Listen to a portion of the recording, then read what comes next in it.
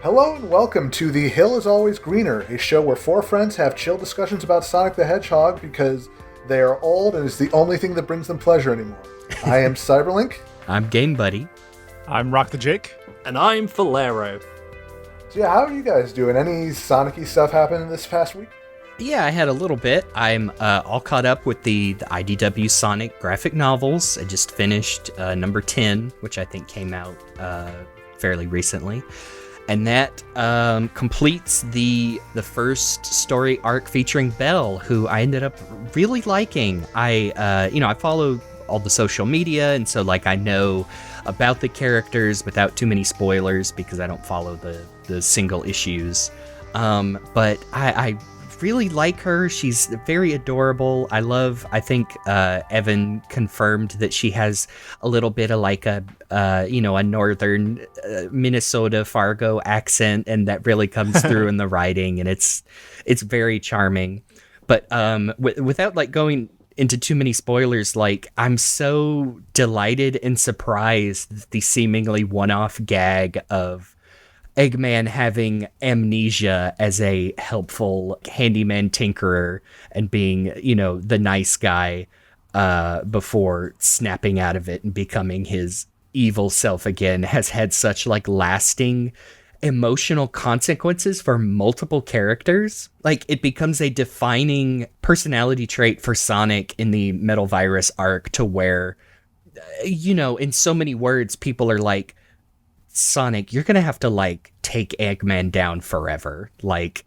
Basically ask him saying, it's kind of doing the Batman thing. It's if you had just murdered Eggman, none of this would have happened. Not explicitly. And he's like, no, man, I know there's good down inside of him. I've seen it. I believe it's real. And that's not part of me that's gonna ignore that.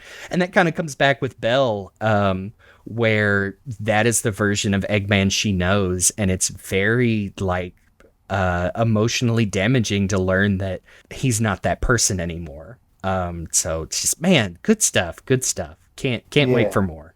It is for we have seen other glimpses of this kind of the legacy of Mr. Tinker. I think it was during the Metal Virus arc that Sonic mentioned the whole Mr. Tinker thing, and Eggman almost had a moment of being actually maybe that wouldn't have been so bad. Yeah. This is living in that little village, helping people out. He kind of revisits that when he finally meets Belle via video screen. Instead of being contemplative like that, he explains his whole plan where he's ripped a hole. He's basically created his own little pocket zone to do horrible experiments in, and then just ends it with saying now does that sound like something Mr. Tinker would do, little girl? And it's, oh man, it's nasty.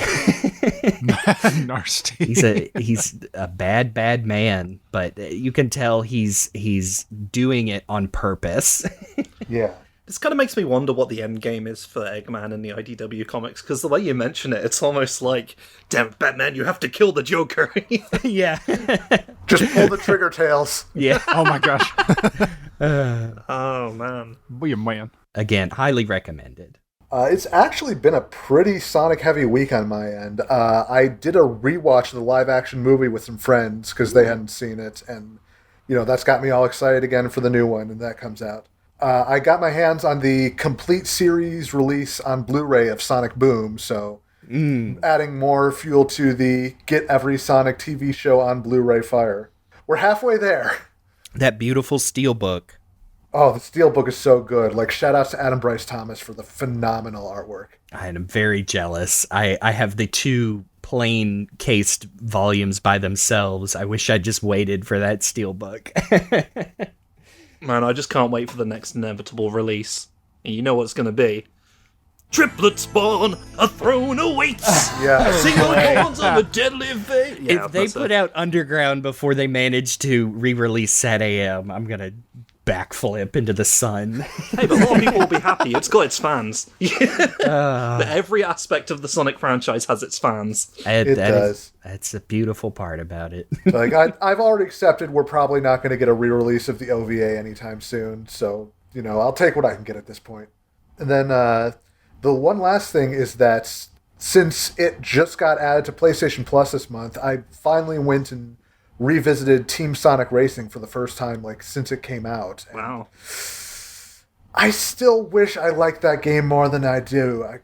It's never been able to click with me, and maybe that's because I haven't like played it multiplayer, which is where I feel like the game probably shines the most.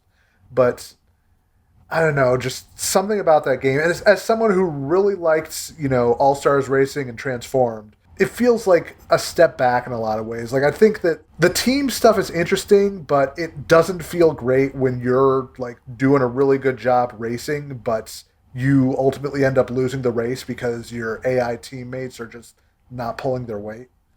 I don't know. It's unfortunate. It feels like a lesser game anyway because it lacks the Sega superstars that made it interesting to begin with, like in the Transform series and so forth. It really is hard not to think of it that way. It's kind of very similar in my mind to the fact that we got Forces after Generations, is we got Team Sonic Racing after Transformed. Is it's like, okay, this is like a solid middle of the road 5 out of 10 game. Maybe if you want to use arbitrary numbers, but the fact that it came after like such a better title just really cements it as like being mediocre. It's hard to say any aspect of it is incredibly bad, but it's just not what it could have been. Oh no, Zavek is in it, so that's incredibly bad. At least it's got the almost universal Sonic caveat of at least the music is good. Yes. Yeah, the music is good, the writing's pretty good.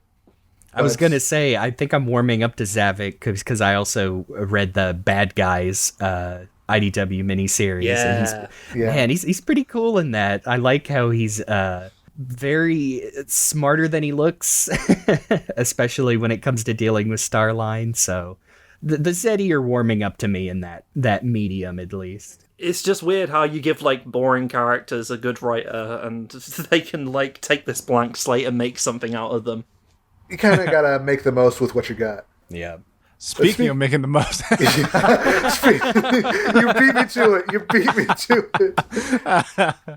So yeah, for this episode, kind of similar to the book club approach we took last time, we wanted to jump to another piece of extended media for the Sonic franchise and do a recap of one of the few like proper arcs that we got for the Adventures of Sonic the Hedgehog cartoon. The only one, in fact. The Quest for the Chaos Emeralds arc. This was the 48th through 51st episodes of the show, originally aired the 26th through 29th of October, 1993. And this was one of the few times where they really like dug in on trying to do something from the games, which was not something that happened a lot in Adventures, at least. Yeah, I think we mentioned there is some surprising continuity in the show, like old characters like Breezy, Robotnik Jr., Da Bears come back in other episodes. But yeah, I think this is the only one that is straight up like a 4-part story. Yeah, which is something you didn't really see a lot in syndicated shows, just because it's like, well, all these episodes are going to air out of order 9 times out of 10 anyway, so trying to dedicate yourselves to a multi-parter is tricky, to say the least. We actually had a VHS release over here in the UK that contained all those episodes, but they sort of edited them together into like a movie, which works in a way. I think that actually works surprisingly well. Like, I had forgotten that most of the episodes like lead into one another relatively well.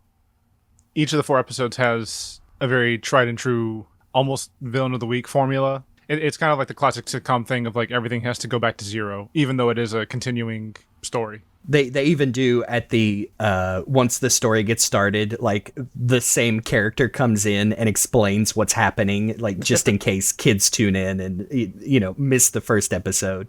And the main characters are always doing the same thing at the beginning of the episode. Yeah, it's literally verbatim, like, "Oh my goodness, Sonic, here's what's happening." So yeah, if you want to watch these episodes, they are available for free legal streaming on sites like YouTube and Tubi, but we highly recommend watching the new Discotheque Blu-ray set if you have it, because it's easily the best these episodes have ever looked. No Must question. be nice. Yeah, I wish you guys could get that too. One day. Luke says as he cuddles with his steelbook lovingly in bed. It makes me feel cozy. That is how I rewatch these, and not only do they look really good, It's hard to describe unless you have an ear for it, just how much better these episodes sound on those Blu-rays. The sound is like the original stereo archived masters, and it's kind of great to be able to crank up your speakers and hear Long John Baldry's Robotnik come bursting out of them in crystal clear. I would listen to binaural Robotnik. That's what I'm here for. Especially if you're used to just watching like Toon Disney rerun uploads on YouTube. Like, what a difference. Yeah. Which, like you said, I think the what is it, Wild Brain is the company that owns like the official rights. They do have like official uploads that are pretty good. I think there's like 2 separate versions. As long as you find those on YouTube that were uploaded within like the last 3 years, those are okay versions, completely watchable. I watched the Wild Brain episodes getting ready for this podcast episode that we're doing, and the quality was fine. Like it's in like a sort of HD and it's progressive and all that, but like it did kind of remind me of back in the day, like stumbling upon it on TV at a friend's house. Yeah. Or the early days of Wild West YouTube, where they'd be uploaded in 3 parts, 9 minutes, That's how I 38 seconds each. Yep. Yeah, I did some digging on these episodes. All 4 parts were written by Jeffrey Scott, who is an old school animation writer who's been working since the 70s, still working today, actually. Wow. Oh, wow. He wrote for a bunch of stuff like the 80s Spider-Man cartoons, Super Friends, Hanna-Barbera Pac-Man, Ninja Turtles. Almost wrote the pilot for the original Transformers. But the folks from our generation would probably know him best as the developer and most frequent writer on the original Muppet Babies cartoon. Oh my god! Wow. This dude like literally wrote our childhoods. Yeah, he's definitely responsible for a lot of stuff. There's a running joke for a lot of animation fans where it's like, you know, it's a Jeffrey Scott script if it inexplicably features a bunch of kids and a dog. that is his trope. Like, look back at, you know, Spider-Man, His Amazing Friends. You know, you got Spider-Man, Iceman, Firestar, and Aunt May's got a dog who's just there all the time. You can tell this guy seems pretty adaptable. You can tell he likes adventure, he likes romance, he loves great jokes, animal dance. That's for you Muppet Babies fans. Well played. This was also like, this arc was one of the only set of episodes animated by TMS, the legendary animation studio, who are probably most known for, you know, Lupin the Third, Detective Conan, Akira. But from mid-'80s to late 90s, they did animation for a bunch of Western productions. Like, at the time AoStH was going, they were also doing like some of the best looking episodes of Tiny Toons and Animaniacs. And I think the only other Adventures episode they did was Super Robotnik, but years later they would go on to be the primary animation studio on a little show you might know called Sonic X. And nowadays they go by animating the Shenmue animated series, right? That's true. I think they do. There's that through line. Does Sega Sammy still like own them? Yeah, I believe they bought them in like 2005 and still maintain ownership. I'd have to double check. Yeah. Also, there's the Sonic Man of the Year short, if you remember that. Yeah, that was also them. That was very Tiny Toons-esque. Yeah. Oh man, goodness. That was another one that I stumbled upon. It might have been pre-YouTube. Might have been like a .mov file someone had hosted. But that, man, what a cool little short that is. It's funny seeing them draw in like the classic Sonic style there. That's not like Mohawk Sonic or anything. It's also a kind of tangentially related to Adventures of Sonic because it has the Hall of the Mountain King song throughout that. So it's almost like a weird Japanese-esque adventures. It feels like it was meant to be a pilot for something. You know, it's entirely possible that maybe Man of the Year was meant to be sort of a pilot for Adventures, but when they actually like went to series, it's like, oh, wait, no, we do not have the budget to get TMS for every single episode. We're just going to call them in for whatever we can spare and get other studios for the rest. But yeah, these episodes do look very good for Adventures. Sure. I think I can't remember if I mentioned it before rewatching some Adventures. It's very obviously has great storyboarding and keyframes. if you want to get nitty gritty. And it just seems like they did not always have the budget to fill in those frames all the way through. So I don't think I would go as far as to say Adventures is an ugly or poorly animated show. It's just, yeah, they were doing their best with the budget they had. It does have an unusual style to it, though, we'll have to say, and that was part of the design. Yeah. I'm not sure where exactly it was inspired by. I know Milton Knight was, like, the main guy behind the design of the show, but it definitely had a surreal vibe to it, I think. If you look at the backgrounds and everything, they seem kind of avant-garde. There's some strange, geometry and stuff in the background. Some of the animation style kind of reminds me, and it's probably just because I've been going back and watching it recently, it reminds me of Garfield and Friends. Oh, man.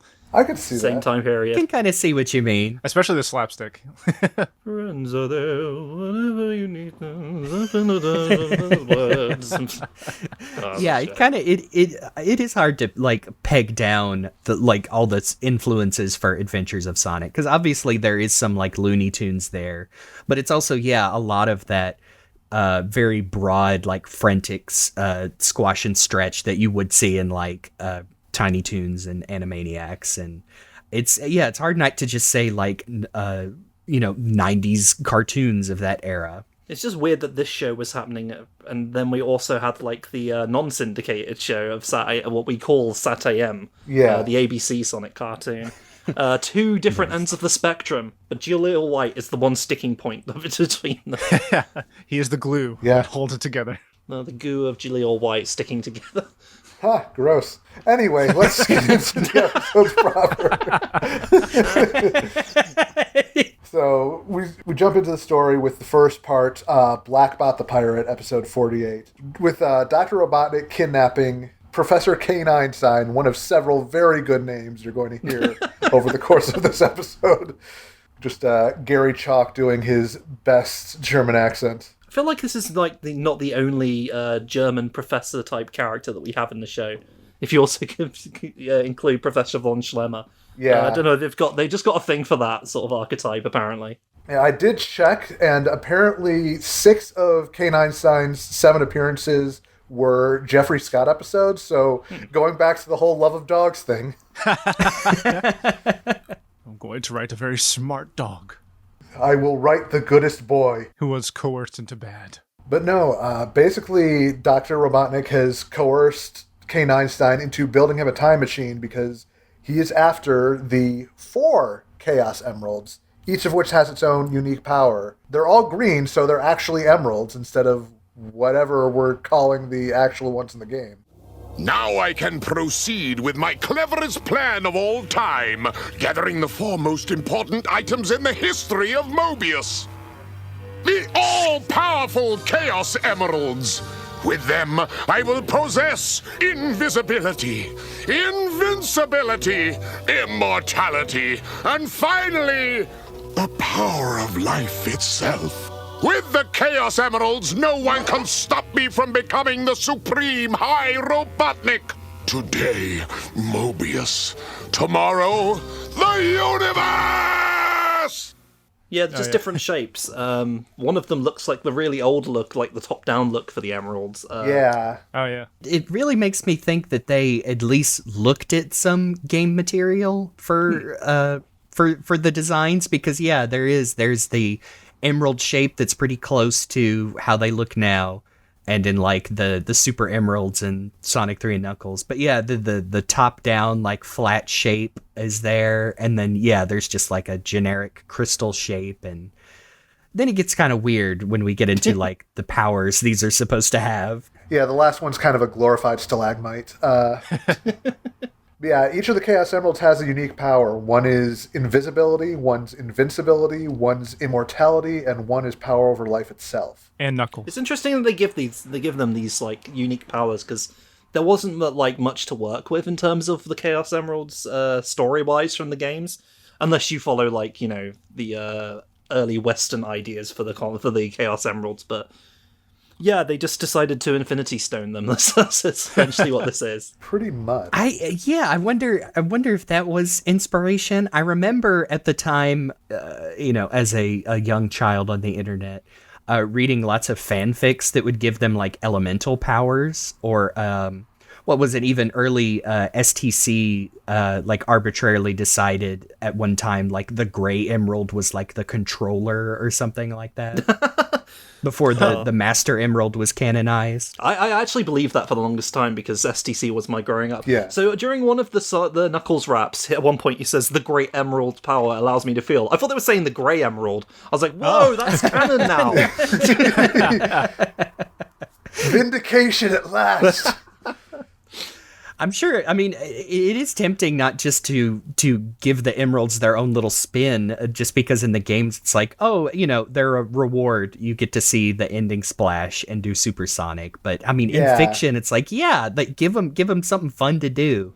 I wish that's something that they could do in, like, games going forward, like, give each one their own power. But, like, we've gone so many years with the Chaos Emeralds just being, like, worthless until they're all together. Well, not completely worthless, because Shadow uses one for Chaos Control. But then I think later on he doesn't even need it, right? Yeah, there's really nothing to distinguish between the colors in terms of their functionality. The closest we ever got is, like, the colored gems in Sonic's shoes that do different things in '06. We kind of have now with stuff like the Phantom Ruby? yes, the Phantom Ruby, and in the comics there's also the warping topaz. Yeah. That we are hinted at, like, other gems having special powers, and like the emeralds can be used with those, and I think that's very interesting. It's not been until fairly recently we have like an adventure where they're like, oh, the emeralds grant wishes, and it's not till now we have like kind of a canonized like, oh, the emeralds are kind of like a neutral force as far as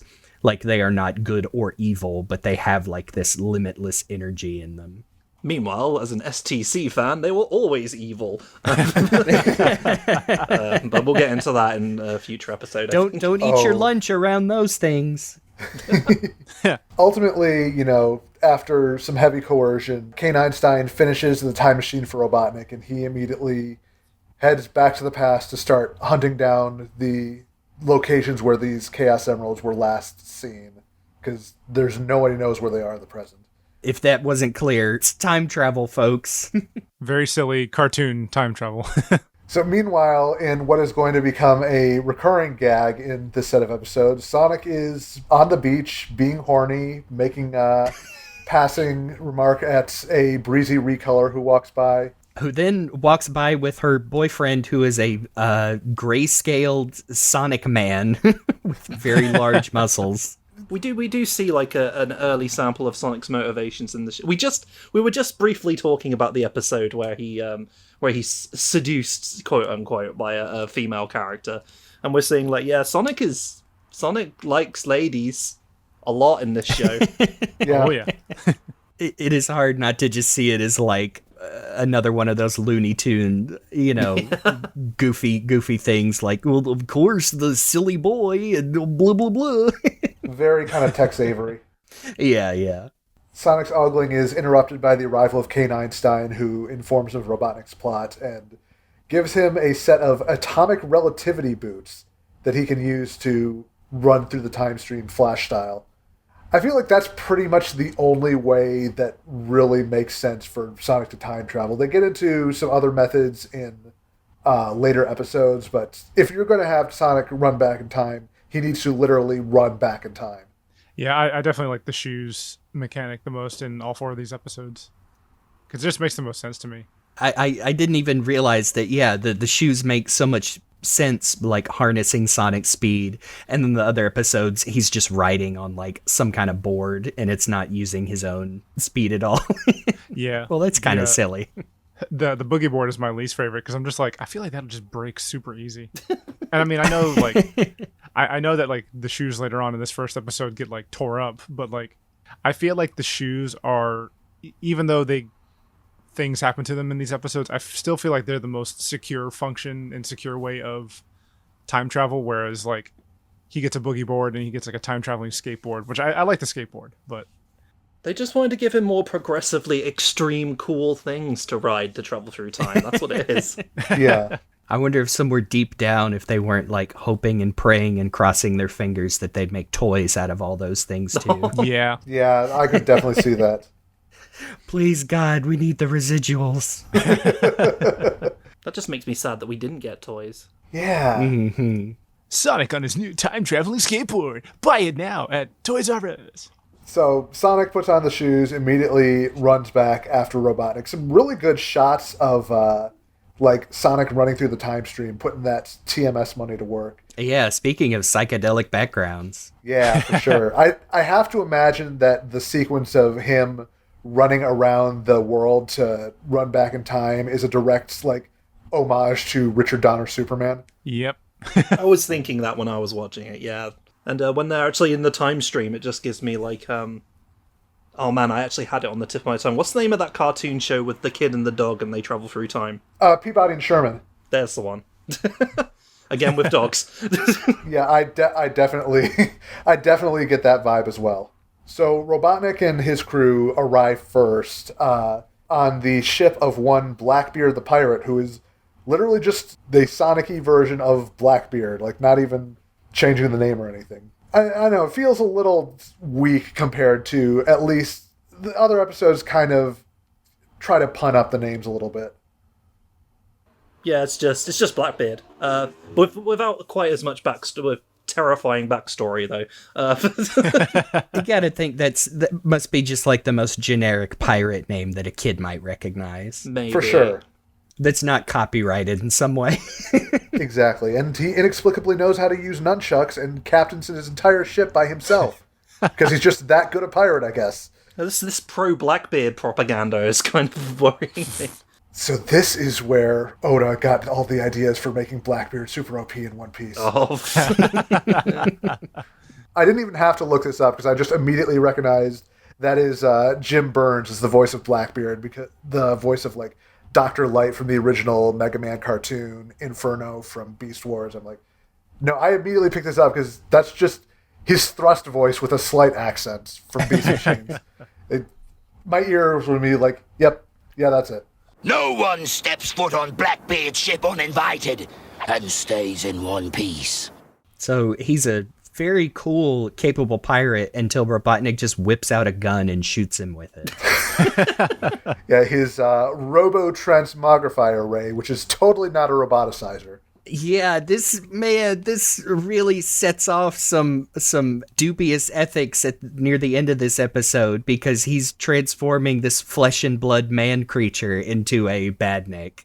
All the way through, like, I think we find that like, it actually makes them a full robot, as opposed to what I just learned today is that the roboticization process in SAT-AM only transforms the outside, and they still have organs inside. Oh. That's a fun little fact for you. I don't think I realized that either.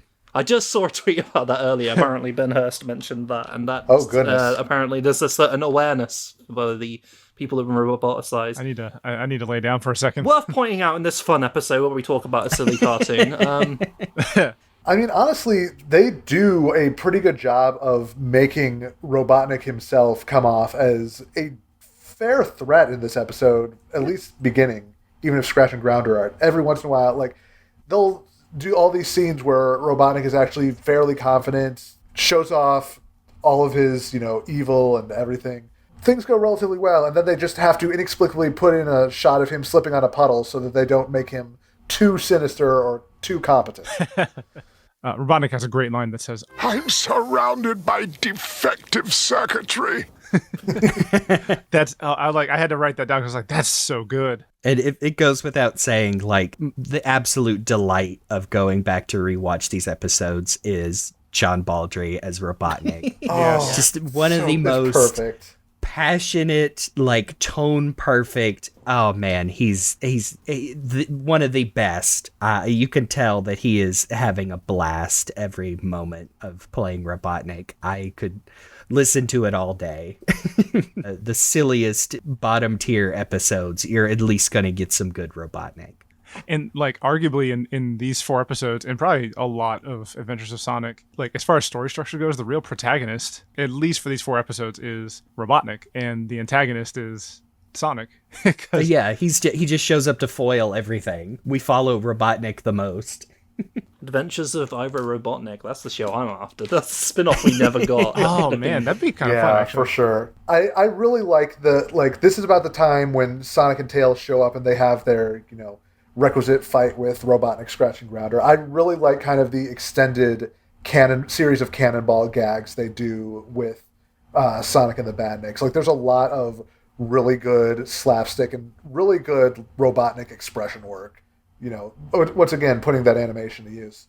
I really cracked up when Sonic, like, tiptoes up behind Grounder and manages to paint him Sonic blue and glue some spikes on him so he gets blasted with a cannonball. And yeah, Scratch just, like, happily brings Sonic's, what he believes to be Sonic's severed head over to Robotnik. It's a really good bit.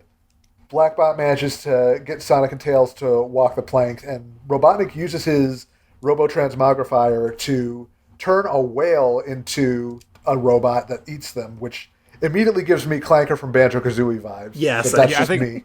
I think we all had notes about that.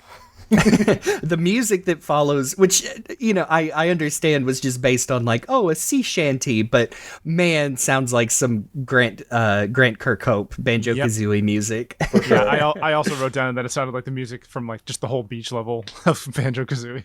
Yeah, definitely some Treasure Trove Cove vibes.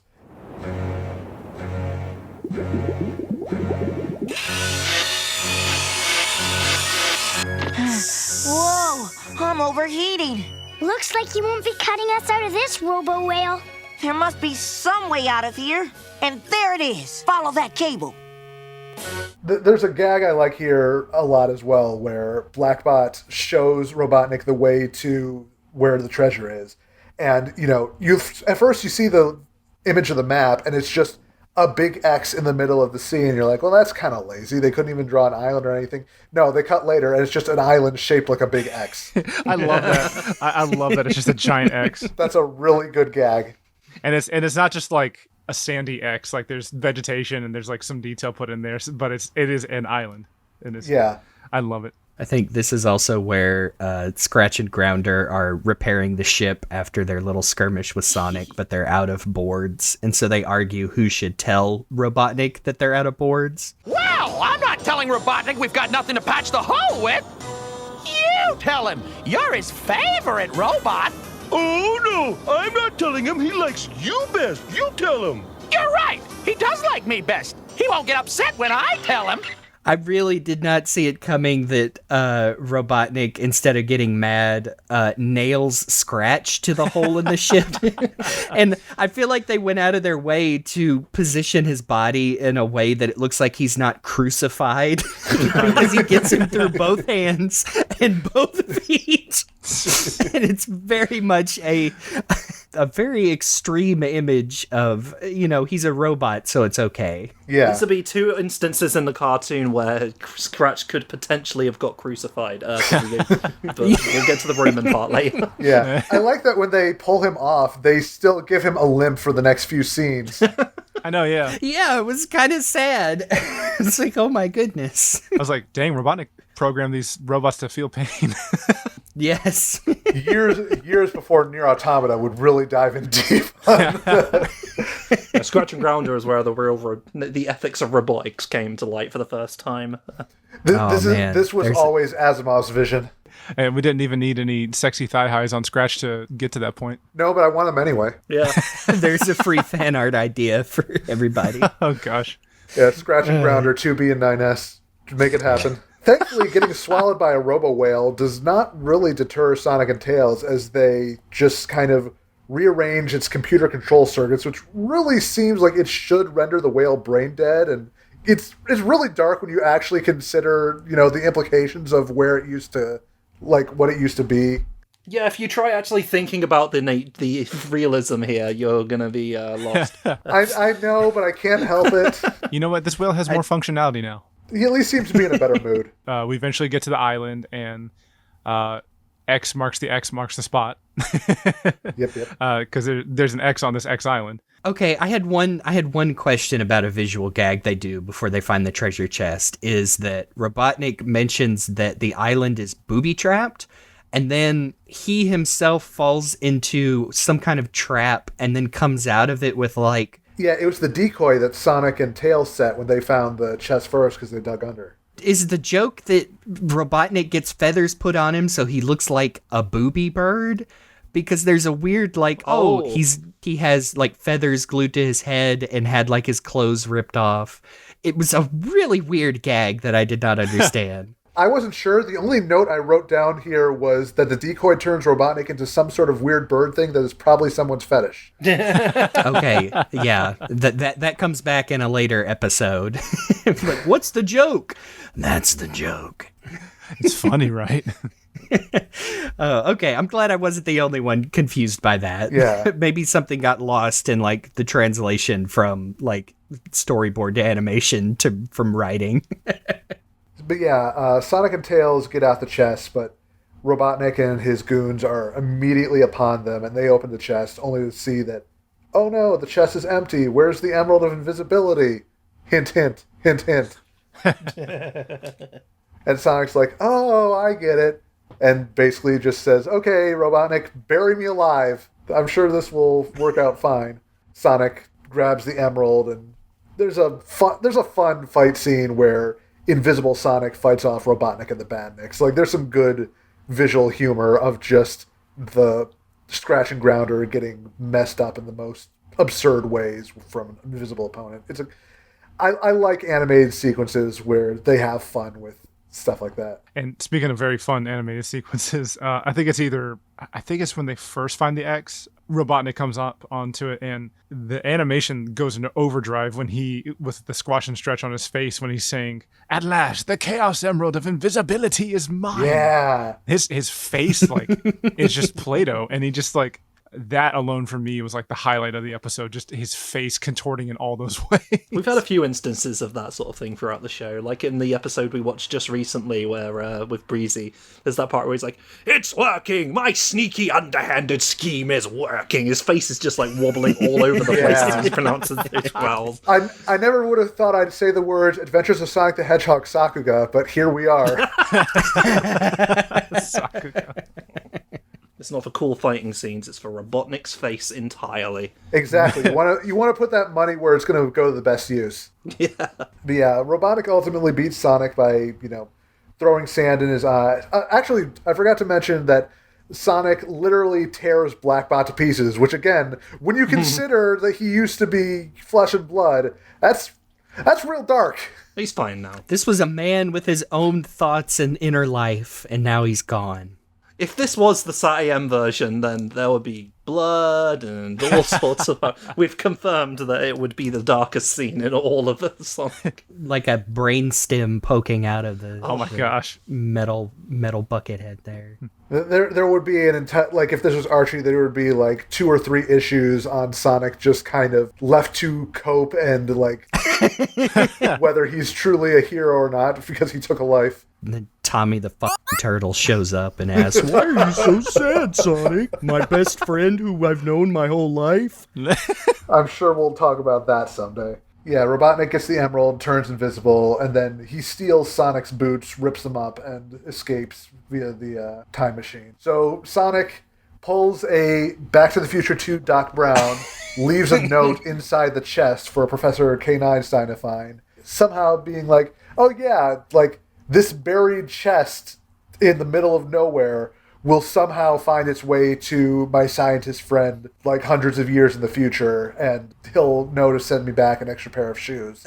Look, if he wasn't so specific about, oh yeah, if I bury this, then hundreds of years in the future in this exact spot, K-9, the guy I just met earlier today in the present, will be looking for it, and, okay. And we're not going to bring it up every time, but...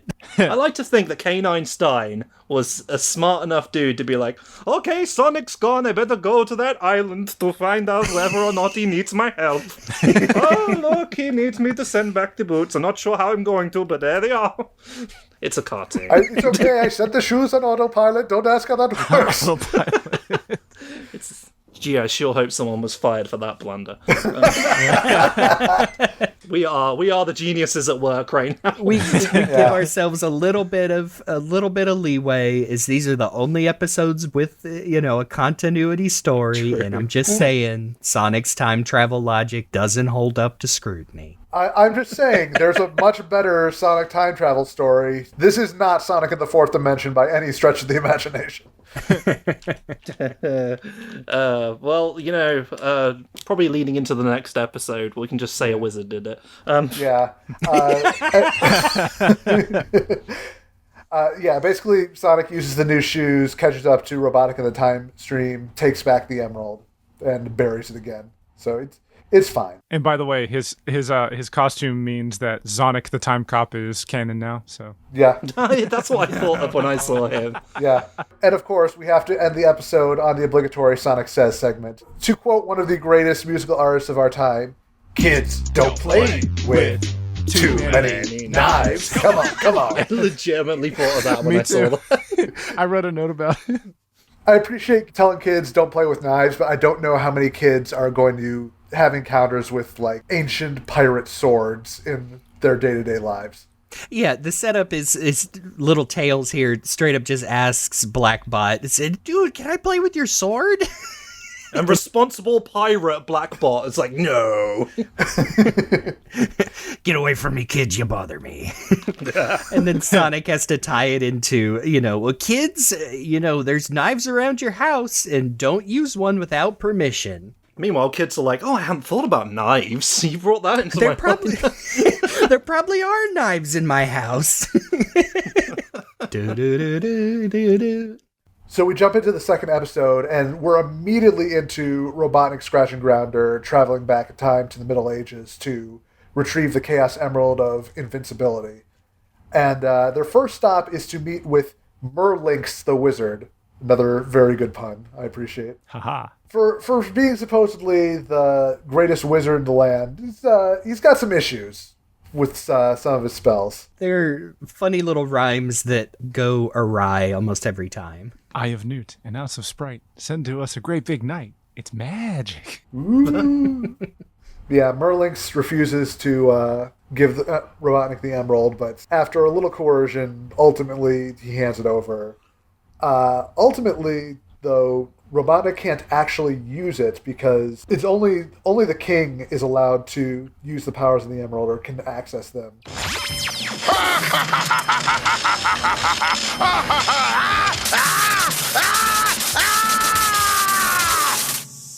Oh!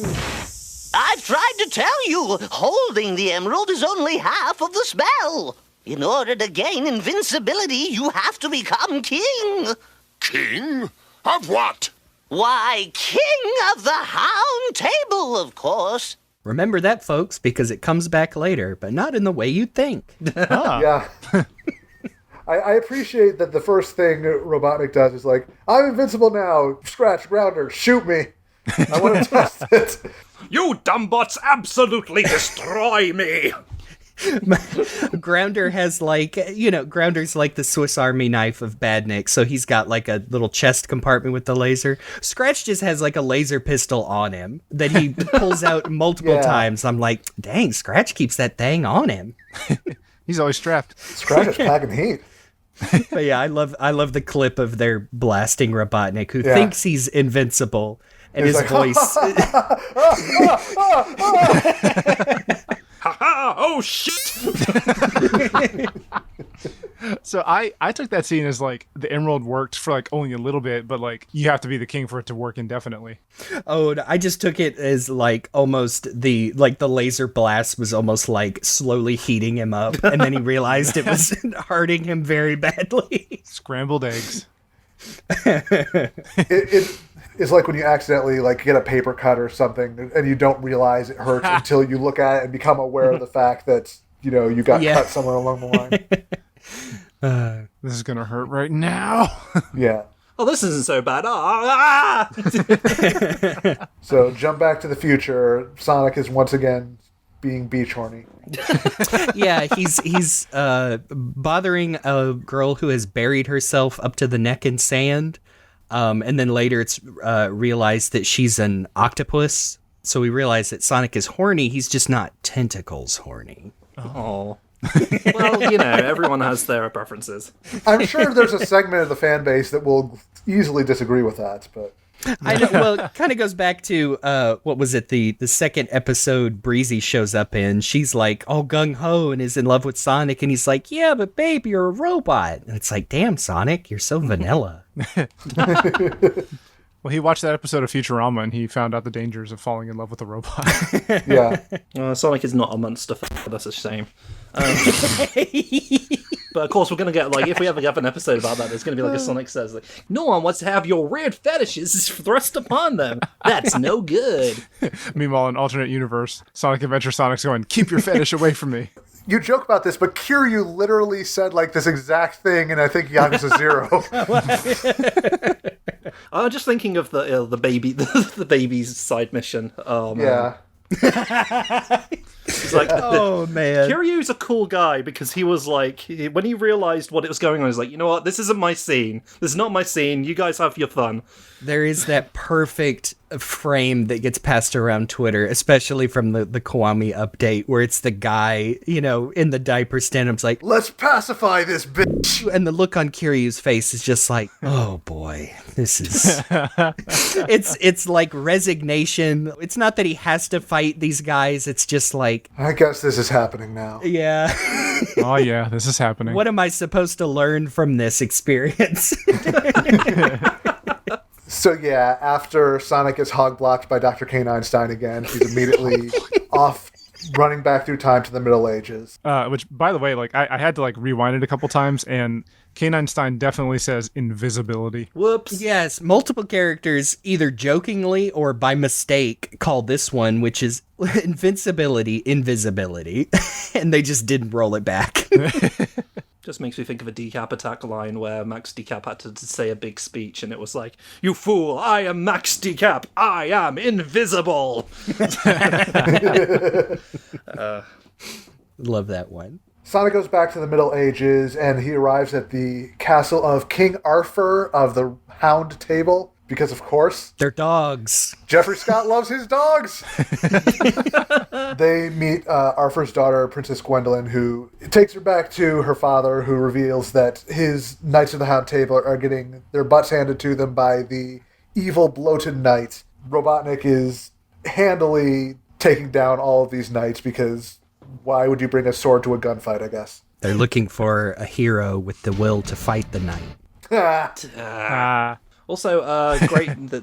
Love the fatphobic humor throughout the Sonic franchise at this time. Yeah, bloated I mean, it is. It's mean. I think the thing they always do, and especially adventures, is that make Robotnik like, what's the old note on Milton Knight's concept art? World's sexiest fat man. Yes, Yeah. exactly. Is they go out of their way to really exaggerate that, like, Robotnik revels in his... Rotundness. I love his being. self-confidence. It's Yeah. his completely unearned self-confidence is rather attractive, actually. Anyway, Arthur and Gwendolyn believe that Sonic is the prophesied holy hedgehog that will save them, foreshadowing his forthcoming association with religion for a significant portion of the fan base. Oh man. just imagining the image of Sonic kneeling down and praying now. I don't have to imagine. I've seen it so many times. Sonic the Crusader. Oh, boy. Oh, But yeah, we get of course the obligatory slapstick fight between Sonic, Robotnik, and the Badniks. There's a great Robotnik catapult gag that I really appreciate. Yeah, Sonic paints this bullseye for Grounder to hit. And they use, and I know it's because a lot of these shows used like the same sound banks, but I swear it makes like this almost like star twinkle that I've heard in like Gundam before. I love the voice acting of the alligator in the moat because he's just kind of like, Yeah. like I just sitting in the room like, okay, what sound does alligator have to make? Yeah, ultimately, Robotnik gets the upper hand by having Merlynx cast a spell to turn Sonic's feet into rock. Rotten cheese and smelly sock. Turn hedgehog feet into a solid rock. Aha! Oh no! I'm a slow-mo! Which I choose to believe was the inspiration behind Sonic Labyrinth, and you can't tell me otherwise.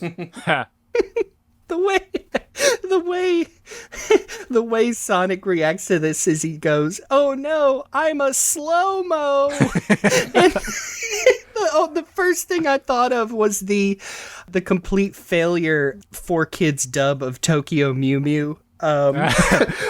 Where she's having a nightmare about being confronted by her crush for being, a magical cat girl, and she goes, I'm a Mew Mew!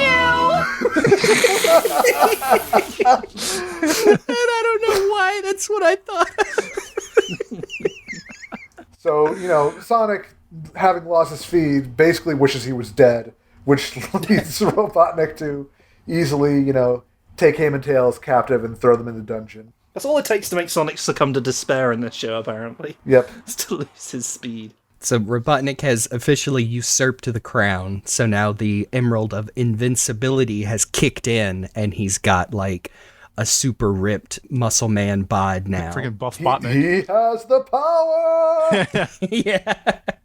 Very much his costume looks like something straight out of a He-Man. Of course, he starts off by, doing the same thing, having Scratch and Grounder test his invincibility just to show off. I believe at one point Scratch even refers to him as, "Your masochisticness?" Yes. Oh, that's what in my head as a kid. You dumb butts hurt me more! Yes, that's how I like it. That's the joke.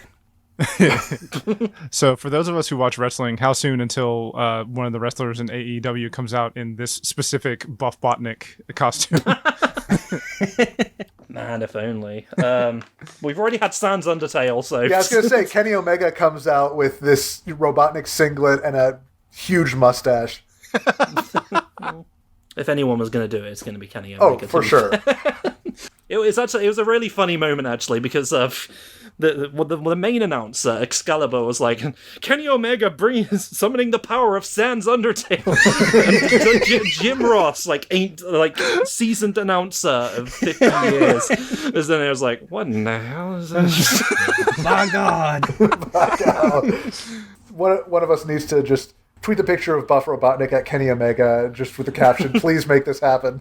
I hope he does it in an important championship match too. At the end of a really personal storyline, he comes out as Buff Robotnik. Blasting the 15 seconds of Robotnik's theme from Adventures. Da, da, da, da, da. Yeah, exactly. And tweeted. Did you just tweet it? If this was any other wrestler, it would go over the head, but Kenny Omega's probably that's why I'm willing to take a chance. Anyway, ultimately, Gwendolyn helps get Sonic and Tails out by making them chili dogs with iron files in the middle. Sure, why not? Cut through the bars. Then they track down Merlinx, who's still screwing up his own spells, turns himself into a wheel of cheese, and Sonic takes a bite out of him. Yeah, he does. I was expecting him to be missing a body part later on. Sonic concocts a plan. The plan is challenge Robotnik to a jousting match. Real great clip of Robotnik reading this challenge note where he starts off very distinguished and articulate reading the note and then gets very mad when he realizes Sonic is insulting him throughout the whole thing. Robotnik, the invisible ball of flab, is hereby challenged to a joust by the defender of freedom, the Holy Hedgehog. Holy Hedgehog? Why, that's no good! If Sonic thinks he can defeat me, he's in for a big surprise. There's also the scene where he's skipping down the stairs to the dungeon, and as soon as I saw that, I was just like, oh, I think I've seen that as either a GIF or in some YouTube poops. Yeah. That is another thing about rewatching these, is realizing you've seen so many clips from old YouTube poops. Yeah, 100%. Sonic and Robotnik go to duel. They start with jousting on horses. But, what's up with these horses? It looks like a costume you would wear, over your waist, so it looks like there's a horse. Is. Yeah, that's what I thought it was. Because I noticed the tail is a plunger. Yeah, is the joke... I feel like there's a joke and, they either didn't want to show, horses in danger, or they just didn't want to animate real horses. Maybe either way, it's very funny. The horse head does look a bit like a ding-dong. Yeah. Just putting that out there. Yeah, these are definitely meant to be fake horses, because if you look at the one that Sonic is riding, Robotnik's has a plunger for a tail, Sonic's has a broom.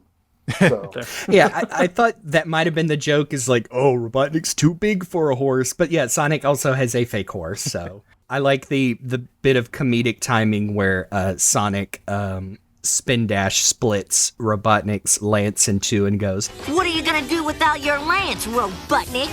This! and pulls out like a laser rocket launcher. I have seen that one out of context a few times. It's excellent. Some really intentional good comedic editing there. It's a good gag.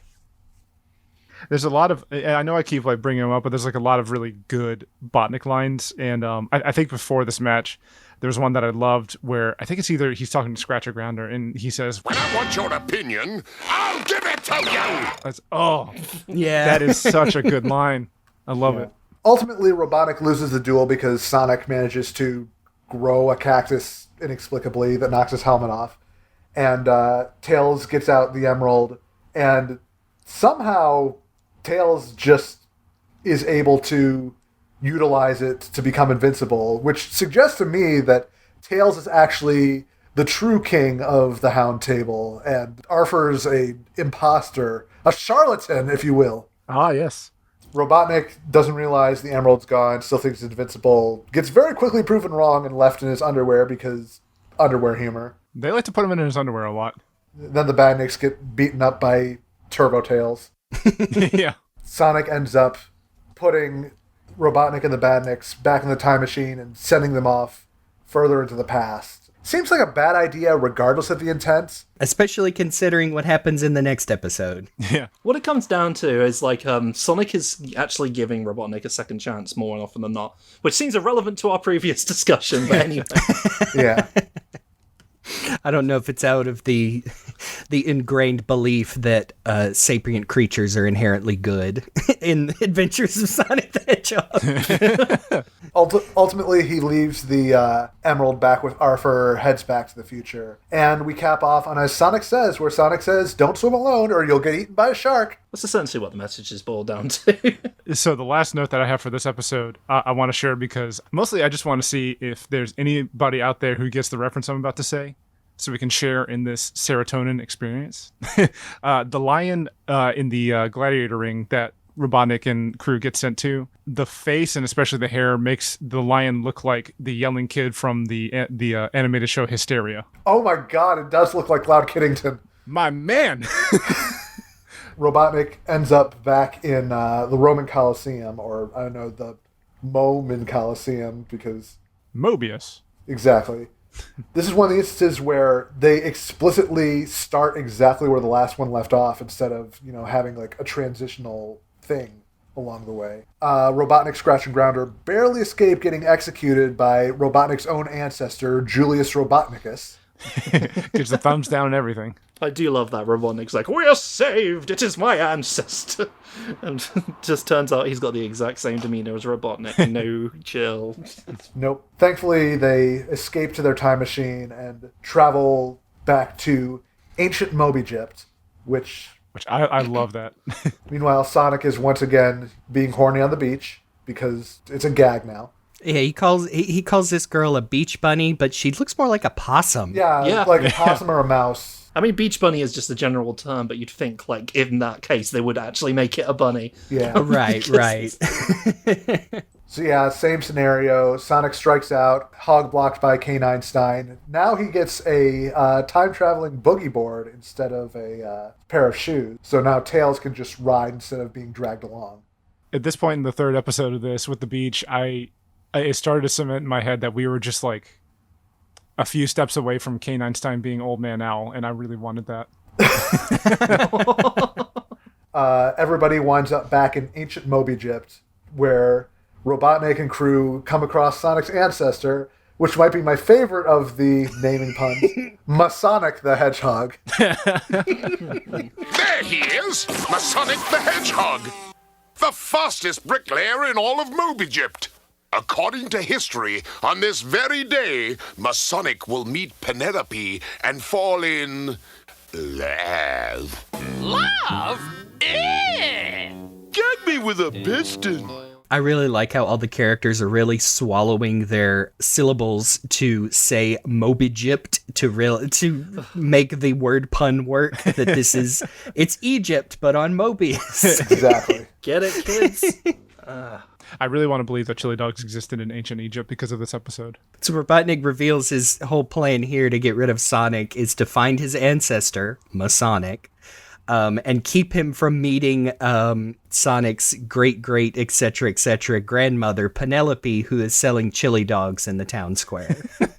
Which, this is the episode that actually has some really fun background character designs.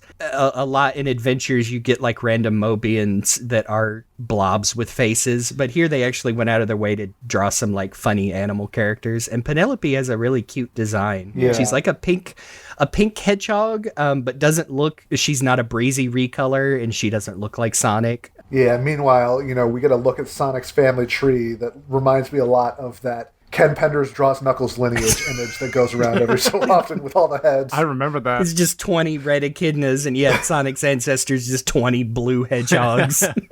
I don't know what makes me more uncomfortable is seeing, like, Sonic's family, or, like, seeing that they're all blue. But that's just me speaking as a Sonic STC fan. Again, just... Oh, Nash. So, Robotnik's first plan to make this happen is to, dress Scratch and Grounder up as sexy Moby Egyptian ladies. And I know the joke is real stupid. It's the robot in drag, but the way Scratch hits this, where Grounder's like, hurry up, Scratch, and he's like, I gotta look just right, so he'll be attracted to me. It's the perfect. he hits it so hard. I love it. no, Scratch lays it on thick this entire sequence, like, just coming in, like... How about taking me back to the Cosmo and laying some bricks? I just wanted Robotnik to feel like, you're not going out dressed like that. How about this? Yes, girl, slay! And I appreciate that Grounder is all in on the bit, too. Like, what, you're too good for my sister? I love our little dumb bots. Masonic is having none of it, so they just go with plan B and hold him at gunpoint and kidnap him. I would also like to point out that Masonic has red and white sandals, which is a great touch. Keeping it on model. Thankfully, that's around the time that Sonic gets back to follow them, manages to save Masonic from the Badniks, but kind of screws things up on his own by getting in line for the chili dogs first, because it took just a little bit too long for his taste. Masonic leaves, never ends up meeting Penelope, and Sonic literally Back to the Futures himself out of existence. He just disappears. Sonic, you're fading away! Oh no! I just caused Masonic to miss the babe. That means I'm never gonna be born! Now, that's great. Did anyone else have a brief moment of terror at the thought that maybe Penelope would fall for Sonic? Like a Fry from Futurama kind of Yes, Sonic's his own grandpa. I was real terrified that they were going to go full Back to the Future. Oh, you're right. He just vanishes in front of poor Tails' eyes, who's genuinely horrified. I feel like that was probably traumatic to some kids back in the 90s. I know, it doesn't help that, Tails is played by a real little kid in the show, and he sounds genuinely distressed. Yeah.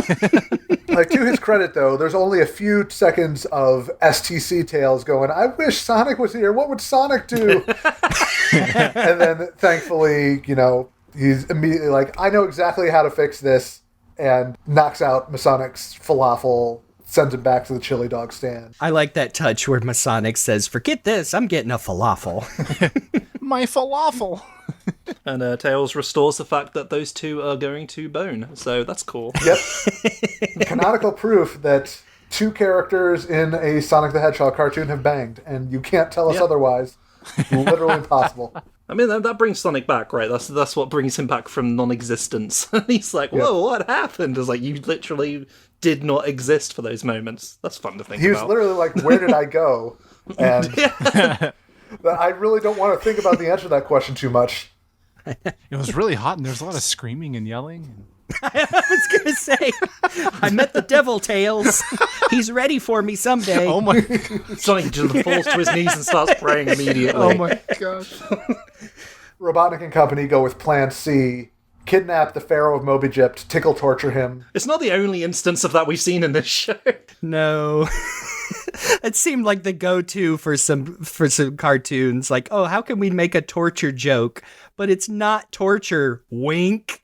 Robotnik makes himself Pharaoh and forces everybody into servitude, building pyramids for him, while he works on translating hieroglyphics to find out the location of the Chaos Emerald. I love that, like, even this far into the series, Scratch and Grounder are still always vying for Robotnik's affection and always trying to fight each other on, like, who's the real favorite. Yeah, they are kind of like siblings in that respect. I kind of like that. And I appreciate their, slight redesigns they got for this sequence. I mean, Grounder's, like, completely changed from, like, the neck down. I like it. Into, what is it that he's referencing? It's, like, some mythical Egyptian creature. He's a sphinx, isn't he? Yeah. Oh, like the actual sphinx. Yeah, I think Grounder's a sphinx and Scratch is supposed to be, now, is it Horus is the bird? Yeah, I believe that's right. Yeah, Horus is the bird, yeah. I think that's what they're going for. It's very cute. I love those. All of my Egyptian knowledge is from either the Bible or Yu-Gi-Oh! So Yeah. Ultimately, Sonic Tails gets captured. They're forced to build the pyramids alongside Masonic. But Penelope has been spying on Robotnik as they discover the location, which is, as it happens, in the tomb of Robotnik's ancestor, Robotnik Hotep. Yeah. Yeah, sure. Why not? First pyramid level in Sonic that preceded Sandopolis Zone, Yeah. by the way. But full of Marble Zone elements, actually. I Yeah. was quite surprised by the little game references we had in here. Penelope ends up informing the others of where the emerald is, and Sonic pulls another, Back to the Future 2 and leaves a note for Professor Kane Einstein to send him back a hacksaw to cut through the chains. It was a really vague note, though. Yeah. It's like a hieroglyph of him standing there, stuck, chained up. Really putting his faith in Dr. Kane Einstein here. That's a smart dog right there. that's a good boy right there. I really like the animation in the cart chase between Sonic and Robotnik. There's just a lot of really well-animated shots of kind of them doing the Fast and Furious. I do like when Robotnik and crew make it to the secret pyramid. The way to the Emerald sarcophagus chamber is inexplicably a special stage from Sonic 2 mixed with a Mortal Kombat Game Over screen. I was thinking both of those things. Gotta collect the rings before the timer runs out and you die. I love the gag of them getting not enough rings. How did you do? One ring short! No sweat. Robotnik and the Badniks take the trap-filled route. Masonic, Penelope, and our heroes take the shortcuts. Masonic's like, my grandfather built these pyramids. I know them the inside out. Oh, his family were slaves. Yeah. No, they were contractors. Independent contractors, of course. Not much difference. When Sonic and crew are going through the pyramid trying to get to the tomb, it was here where I noticed like the music in this episode, like the special, like not like sound bank music that they use for all the others. Like the special music is pretty cool. I like it. Like in my notes, I wrote down that it kind of sounds like a mix between like that stereotypical Egyptian music that you would hear in cartoons and then like a little bit of surf rock, and it just sounds really cool. I really appreciate it. There's some good incidental tracks. So ultimately, they reach the bottom of the burial chamber where Robotnik's ancestor, Robotnik Hotep, is buried. They find the emerald around his neck. Sonic and crew arrive at the same time, and his arrival basically causes Robotnik Hotep to revive thanks to the power of the immortality emerald. I just want to point out that Sonic's first act is go buzzsaw mode and attempt to murder this man. Yeah. This mummy Robotnik. His first thought, I'm going to cut through this dude. They're going to show me cutting through this dude, but it's okay because he immediately heals from it. Which really brings into the practicality of what is the difference between being immortal and invincible with these Chaos Emeralds, because it seems like they're the same thing. Yeah. They cannot be hurt. It seems like the immortality one can do the invincibility thing and more. So we do get a line from Robotnik Otep later where once the emerald is taken from him, he he thanks Robotnik and basically says, "Oh, thank you, you freed me from immortality. It was a living hell." And then he turns to a pile of dust. I know that messed with me for a second. I was like, "Oh, he just straight up turned to dust." That could be a statement on the nature of immortality and no life should live forever. But it could also be that he literally like, "You think I want to live with that blue menace chasing me around?" It's like, so he was literally sick to death of Sonic. He would prefer to die than deal with a Sonic's ancestor for the rest of the time. Yeah, who also comes out of his own sarcophagus wearing an inexplicable 5th Chaos Emerald that's blue. It's just an emerald, to be fair. They did say it's a Chaos. But it does give him the blue shield from Sonic 2. Yeah. Finally. This episode in particular seems to have like the most game references of any of the things in the arc. Yeah, they pushed like a block earlier on into the lava, like in Marble Zone. I was like... Thanks to finding Sonic's ancestor also entombed in there with his own immortality emerald. They get it from Robotnik Hotep. Phew, thanks for making me mortal again. But why should you want to be mortal? Are you kidding? Who wants to be chased by a crazy hedgehog for a zillion years? Finally, the sweet embrace of death. Robotnik, he uses the emerald. He's invincible, immortal. There's really no functional difference because, once again, Sonic is like, I'm going to cut through this man. Oh no, I cannot cut through this man. Let me try again. I had come to terms with taking a life. Exactly.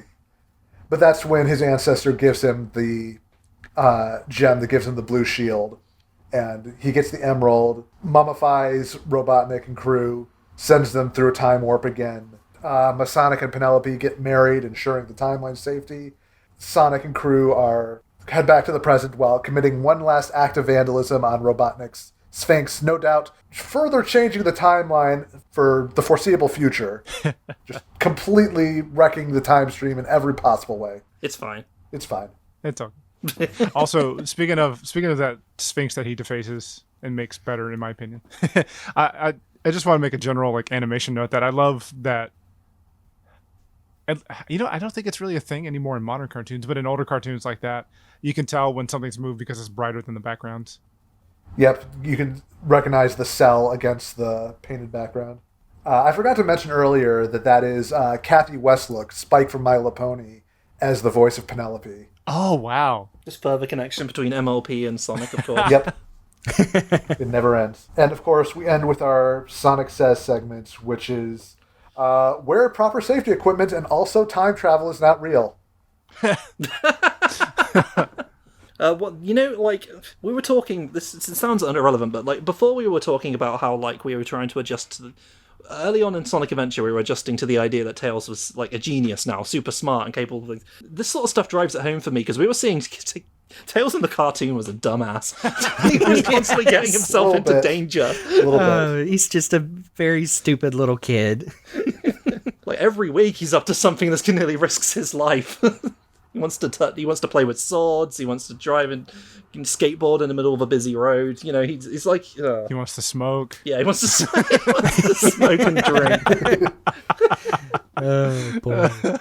So this puts us into the final part of our arc. I forgot that we haven't actually been saying the titles of these episodes as we've been saying them.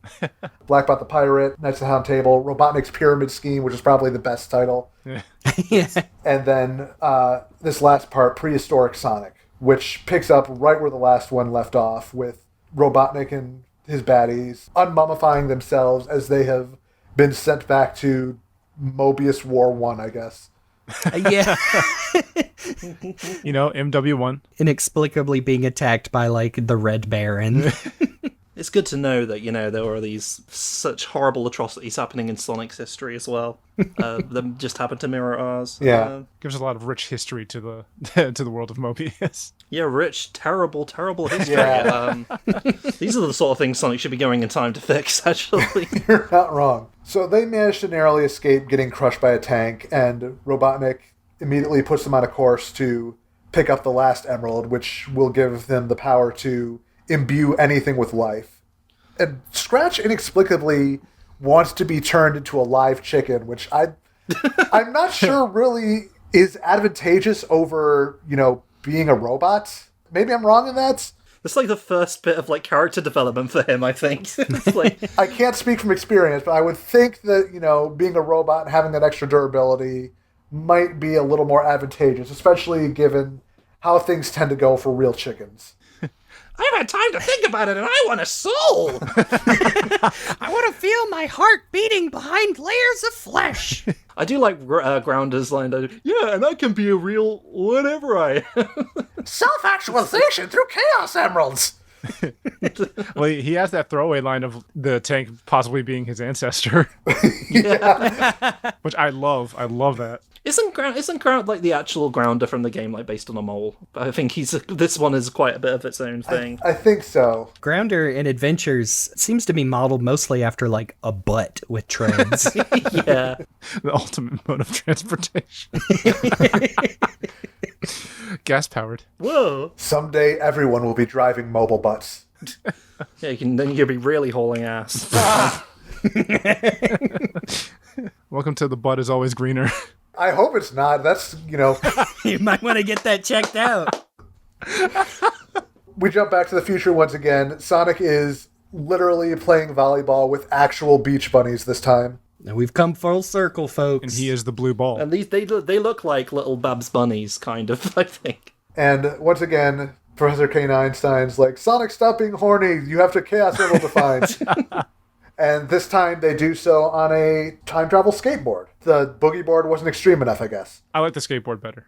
I still love the shoes the most, but The skateboard feels a little more in line, but that might just be because of City Escape. But that's specifically City Escape classic version, if you think about it. Yeah, so classic Sonic should be on a skateboard. Yeah, exactly. Robotnik, Scratch, and Grounder get there first. They arrive in prehistoric times, where there is a volcano that the Chaos Emerald of Life is apparently inside. They're attacked by a pack of cave bears. Robotnik pulls out the Robotransmogrifier for the first time since that first episode, turns this T-Rex into what Jeremy has rightly pointed out is basically the Universe Salamander from an early Sonic the Hedgehog comic. Oh my goodness, you're right. I couldn't help it. I think I remember that because that's the first issue Supersonic is in. It's a very, very strange Archie issue. That's one of the ones I got to read because it was in Sonic Mega Collection. Yes. It was reprinted in the first Super Special number 3, I believe. I think that's right. Wow. Oh, goodness. But yeah, he looks like the Universe Salamander. Robotnik uses the T-Rex to attack the cave bears. Sonic manages to take control of the T-Rex, and Robotnik's like, oh well, more dinosaurs where that came from. Pterodactyl is now a jet plane, which looks like it kind of looks like the Egg Hawk almost from Sonic Heroes a little bit. Yeah, it's absolutely a Sonic Heroes style boss. Yeah, like that is absolutely something that you could see Game Robotnik piloting. So they make it into this volcano, and I feel like we've been saying inexplicably a lot, but there's no other way to explain that a face just pops out of this lava, and it's revealed that there is a god inhabiting the core of this.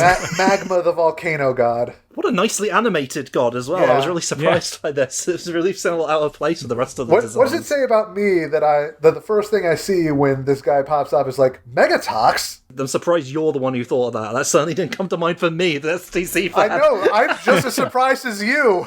He pops up, says his one line, and then disappears for the rest of the episode. He basically says, you can't take the emerald unless you're willing to sacrifice something.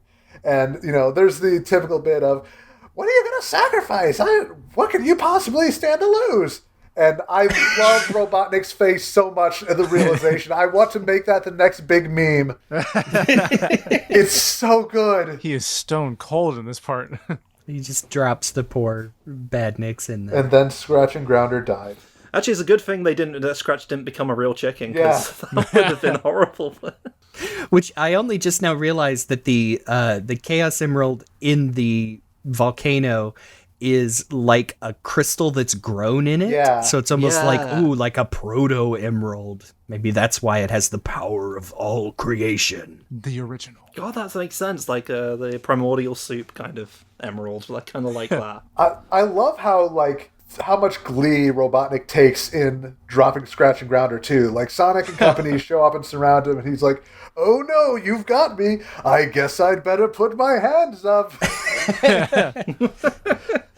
This is truly a Robotnik that revels in being a bad boy. This is a Robotnik who revels in deriving as much misery from his incompetent buffoons as he can, but also has like a world's best boss mug on his desk. But yeah, apparently killing Scratch and Grounder is just enough for Robotnik to be able to pull out the Chaos Emerald. It imbues him with the power of life itself, and he uses it to bring the lava to life, despite the fact that magma was already in there, and I guess not all the lava is made up of it. I don't get it. Just a specific volume of magma. I guess. I think that's another one where rock monsters would have been too hard to draw. Yeah. I kind of wish they'd gone with rock monsters because, like, I'm willing to suspend my disbelief on a lot of things because goofy cartoon, but the thing that I can't truck with is he makes the lava into living lava monsters, and then they pick up Sonic and Tails, but they are visibly not third-degree burned, but then they hold them out over the lava as to threaten them into dropping themselves out of the stuff that they are already made of and holding them with an... Were they cool? Maybe they cooled really quickly. They just they didn't look like it. I hate it. I don't know. I hate it. You try not to think. Imbuing them with life brought them to a perfectly livable 98.6 degrees Fahrenheit. Like kind of defeating the purpose of even making lava men when you think about it. Yeah. I do like how we get a very rare children's cartoon where Sonic is buzzing through the lava monsters, but they're just reforming, and Robotnik uses the word kill. Nice try, Hedgehog, but as fast as you can kill them, I can bring them back to life. Oh, gosh. How does it feel to murder, Sonic? Are you going to have a character arc about this? Nah. Well, I've done this like 5 times already, this arc. This is nothing. I've killed a man before and I'll do it again. I just wanted you little white to say something like that. Your robots have sentience and I smile every time. He just straight up murders these dudes. They fall down dead and he's like, "Oh, did I do that?" Oh, it brings me such I'm the joy. righteous sword of justice. While Sonic is busy dealing with the lava monsters, Robotnik escapes with the emerald and starts heading back to all the times they previously visited, which really like serves to add some real stakes to. I did want to point out a funny little animation flourish is that Scratch and Grounder make it out of the volcano and they're encrusted with like dried magma and they're brushing them off. And then it's seemingly to save time. Scratch just opens the magma that's on his chest and takes it off like a shirt. Yeah. Like a vest. Robotnik and the crew take off. Sonic takes off after them. And they kind of go through the episodes in reverse chronological order. So they first go back to Moby-Gypt, emerge from the tomb before the point where they did the original episodes. They literally go through like a lot of the same dialogue, word for word, from Robotnik Hotep, except this time Sonic manages to actually kill him. And Robotnik Hotep has like a chorus effect on his voice now. That did strike me too as a little weird that they put the filter on in one episode but not the other. Yeah. It's okay, they just forgot. Robotnik grabs the Immortality Emerald, escapes, heads back to the Hound table, gets that emerald. Which again completely circumvents Merlinx's spell, and it just works. Didn't have to be king, whatever. Merlinx. I'm actually technically Pharaoh from a previous escapade, so, that still stands, so royalty is royalty, I guess. A pharaoh and an emperor? I know, I'm overachieving, but Hashtag humble brag. I like how they go back to Blackbot's island, and it doesn't matter at what point, because he's either not there and escaped a horrible fate, or he's there and he's dead because Sonic turned him to scrap metal. Exactly. They pull out the last emerald. Sonic gets close to stopping him, but Robotnik stops him by using the life emerald to turn the chest into a mimic. It turns it into a crab, essentially. It's kind of cool looking. Crab! I had to do it. Yes. There you go, Richie. The crab chest grabs Sonic, keeps him inside himself, and Tails defeats it and frees Sonic through the power of heterosexuality. So they do escape and make it back to the present, where Robotnik has assembled all of the emeralds in a mighty necklace, transforming him into Supreme High Robotnik. And another actually like really well animated sequence as well. And it's basically Jafar at the end of it's Jafar at the end of the Aladdin. It's big Jafar energy. I did notice that Robotnik is never shown from the waist down as Supreme High Robotnik until he's changing back, which led me to just assume that, his junk was just hanging out there the whole time. That was the scariest part. Robotnik freeballing massively. He's just tripoding it this whole sequence. Oh, you can guarantee that's the part of how he wishes he would be when he's that big. Anyway, Sonic and Tails get back to the present, but they are very clearly no match for Supreme High Robotnik, who grabs them and literally throws them so far and so hard that they wind up going back in time to the Big Bang, which is literally just a giant stick of dynamite that's about to explode. I love that gag. It's a really good gag. It's also the only time the Big Bang Theory has been funny. This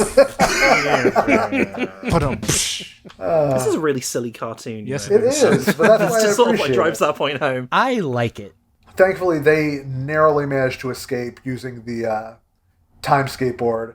And Sonic decides, all right, there's only one way I'm going to be able to defeat a massive Robotnik like this. I'm going to write the playbook that will one day be stolen by Xehanort of Kingdom Hearts and just recruit a bunch of myself to... Yeah, so Sonic ends up literally going back to all the previous episodes and pulling his past selves from each of them to create a 5-man each strong team of Sonics and Tailses.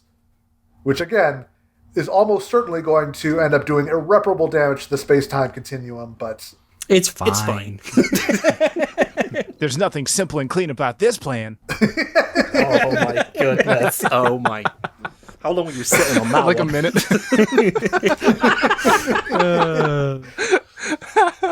Super Supreme Robotnik gets rightfully deflated.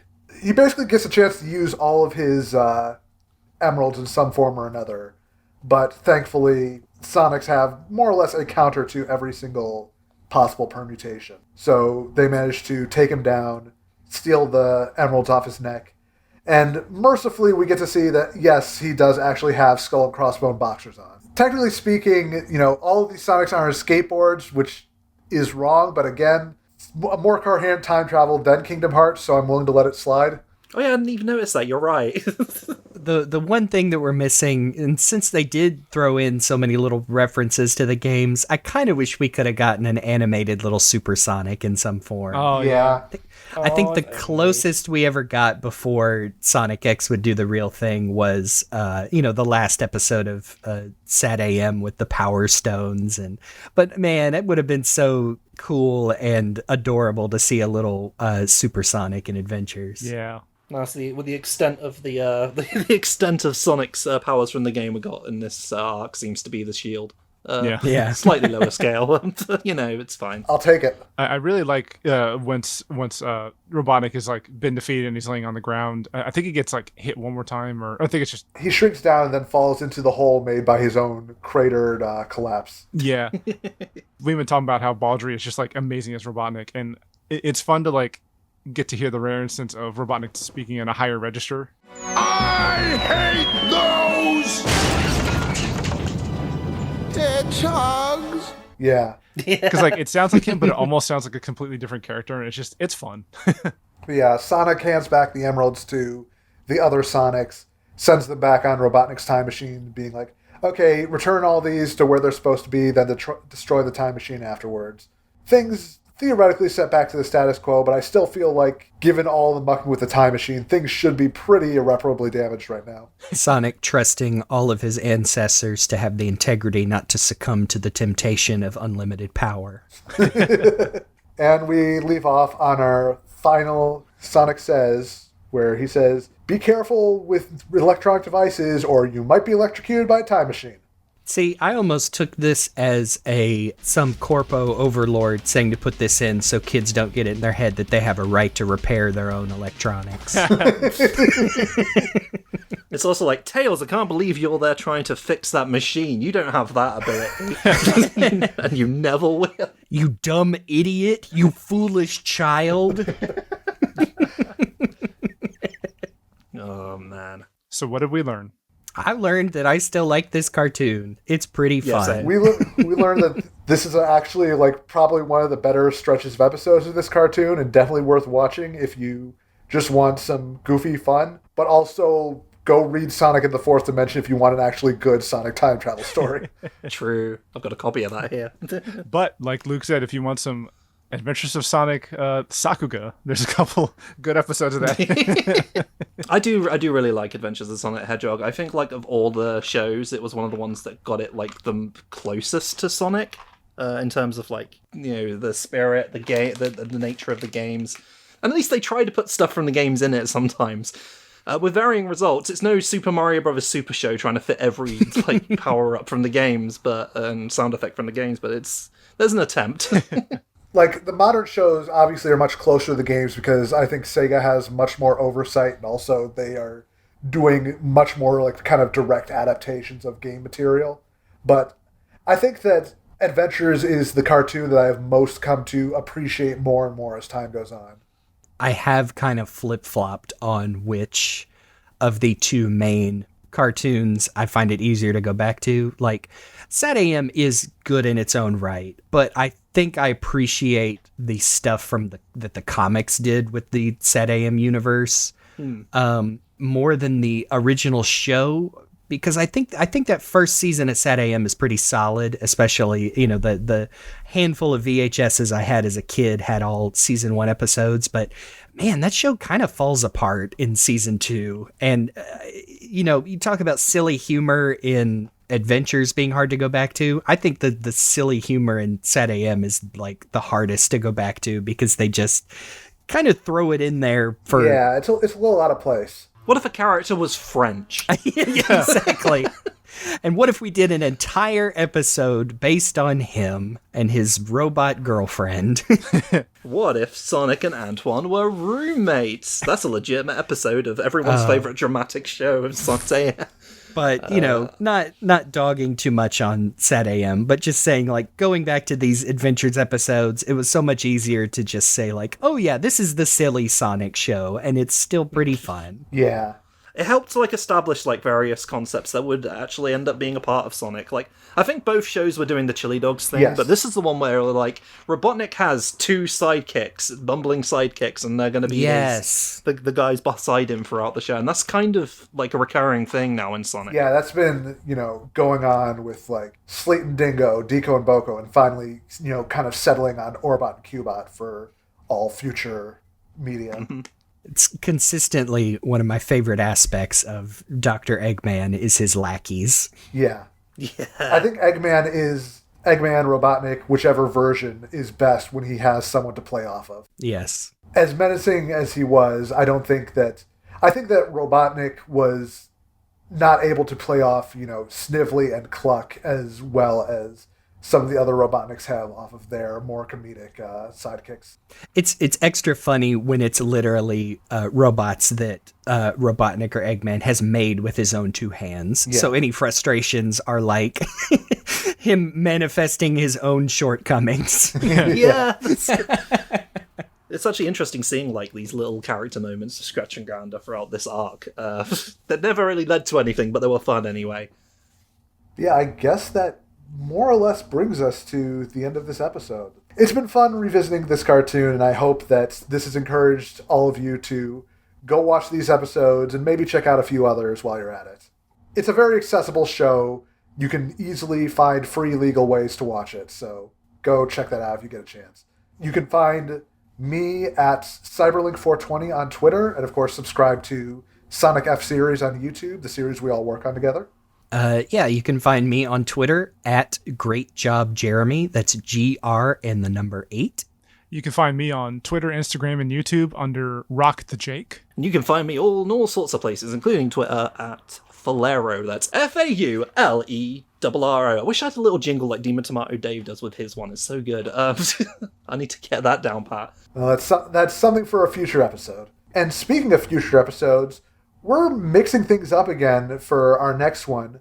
Next time, we're planning on doing a deep dive on some of the lore Bibles that were sent out for licensors and media adaptations by Sega of America back in the day. So we're going to take a look at like the original lore Bible with Sonic as the reincarnation of a dead fighter pilot. It's complicated, Yes. but that we're also going to look at Stay Sonic, which is the thing that ultimately informed a lot of the UK exclusive fiction. Like a lot of Sonic the comic, the novelizations are rooted in this piece. So definitely is worth checking out. I'm looking forward to kind of looking back at how Sega was interpreting Sonic at that time and trying to see what their vision was for Sonic as a character and as a brand at that time. Yeah, it's the American Sonic ideal that more translated over to the UK than it did, like, America itself. Yeah. So it's fun. It's going to be a fun one for me in particular, educating you guys on all this sort of stuff. So All right. looking forward to that. Also, AoStH took nothing from that, except for maybe Mobius. Absolutely nothing. Same with Saturn. It'll be real interesting to go and read like the actual sources to things that basically boil down to little bits of trivia that I would pick up from like other fans, where it'd be like, oh, did you know in, the UK, Sonic started out as brown and whatever, or, stuff like that. And to actually see like where all that came from is very fascinating. Guess what? It came from America. You guys are to blame. Like most of the world's problems. Radical left highway. And special thanks, as always, to Amy Waters for the use of our theme song from the album Gotta Go Slow. You can check out more of her work on YouTube and Bandcamp. Please do. Until next time, I'm CyberLink.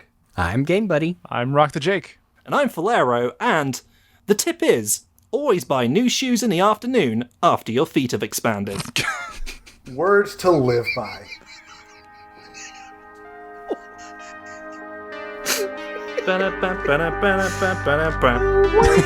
We did it.